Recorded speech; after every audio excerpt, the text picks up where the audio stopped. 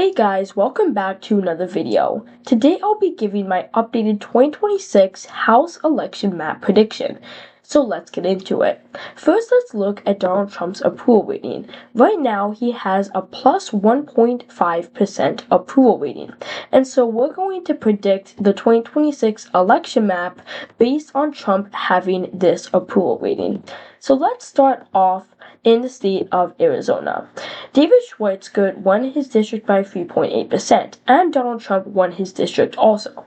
Now, it's probably going to be more of a left-leaning environment, and so for right now, I'm going to put it in the tilt Republican column.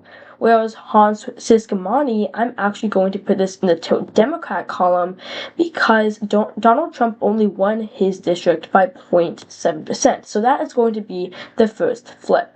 And then we have Adam Gray. Adam Gray won and flipped this district by under 200 votes. And you see this district voted for Trump by 5.4%. I actually do think that Republicans are going to be able to flip this back because I don't see the top of the ticket Democrat doing that well. And so I think that's going to have down ballot effect. And I think Adam Gray will be able to flip it back. And then the next competitive district that we have is Derek Tran's district. Now, Derek Tran also flipped a district.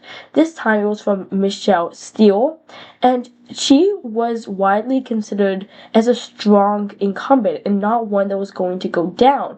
But Derek Tran flipped this district, a main reason being that Harris won his district by 1.5%. Now, I do think that this district will probably go for Derek Tran by a lean margin, considering he's an incumbent and Harris won his district. And then we have Gabe Evans' district. He won this seat and flipped it from Yadiro Caraveo by 0.7%. Now, this district went for Trump by a little under 2%, but Colorado has been a very left-trending state, and considering that it's going to be a midterm and a more left-leaning environment, I do see Democrats taking it back by a tilt margin. Then we have Marinette Miller Meek's district. I also see her going down. She is not a strong incumbent.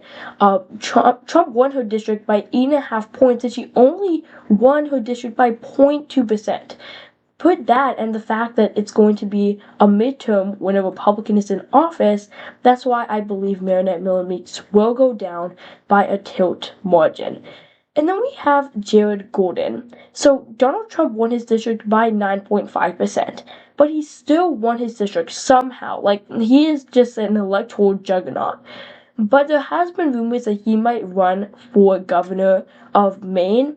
And if he runs for governor of Maine, I do think Republicans will flip it back. Now, I have this as a Republican flip if he runs for governor. But if he doesn't run for governor, I'm going to put that back in the Democrat column. Then we have Tom Barrett. Tom Barrett was one of the few Republicans who actually outran Trump in his district. He outran Trump by about 2 points. He's a very strong candidate, and I do think he would win by a tilt margin. The next one that we have is Don Davis. Don Davis was able to outrun Harris by about 5 points. He's a pretty strong incumbent. I'm going to put this in the lean margin. Then we have Don Bacon. I'm a little torn about this because a lot of people were saying Don Bacon was going to go down this election cycle, and he didn't. He has really outran the odds in elections. We saw that Biden won his district in 2020, Harris won his district in 2024, and he still didn't go down. So because of that, I'm going to put this in the tilt Republican column. Another one that we have is Gabriel Vasquez. Now, Gabriel Vasquez won his district by 4.2%. It actually was won by Trump, and he's a pretty strong incumbent. I'm going to put this in probably either the lean or likely. I'll probably put it in the lean column for now. Then another one that we have is Tom Suozzi. Now, they actually have this as a lean margin. I think it's going to be a tilt margin, anywhere between 0 and 3 points, considering that Michael Lawler might run for governor of New York and make this district a lot more competitive. And also put that with the fact that Donald Trump won Tom Suozzi's district. I'm gonna put that in the tilt margin. Laura Gillen, this one's gonna be close. I'll probably put it in the tilt margin. Also, Michael Lawler, if he runs for governor, Democrats could flip his seat. Now, if he runs for governor, does pretty well, he actually might win his own district. But for right now, I'll probably keep it in the lean margin. Then we have Marcy Kaptur. This is kind of complicated because in 2025, Republicans are going to be redistricting Ohio, and they're probably going to gerrymander it even more than they already have. So I think they're going to make this district a lot more Republican. That's why I'm going to give this as a tilt margin for Republicans. Same with Amelia Sykes. I'll probably put that in the tilt margin. Then we have Ryan McKenzie. He flipped this district from Susan Wild, but it only went for Trump by 3.2%, and Trump did really well in Pennsylvania. I think Democrats are going to do pretty well in Pennsylvania in 2026, and so for right now, I'm going to put this as a tilt flip for the Democrats.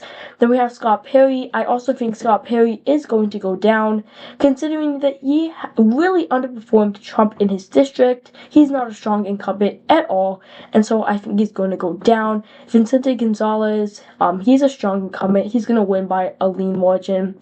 Marie Perez. Now, if Republicans can get a good candidate, they might be able to win this, but Marie Perez has defied the odds in elections, and I do think she's going to do that again and win it by a lean margin.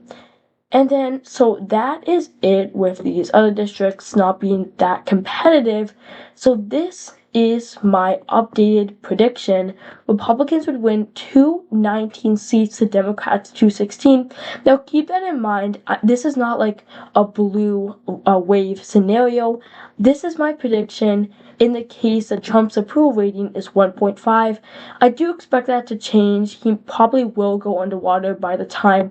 So every month when I do a prediction, I'm going to do it based on Trump's approval rating. So I hope you guys enjoyed this video. If you did, make sure to smash the like button down below and subscribe.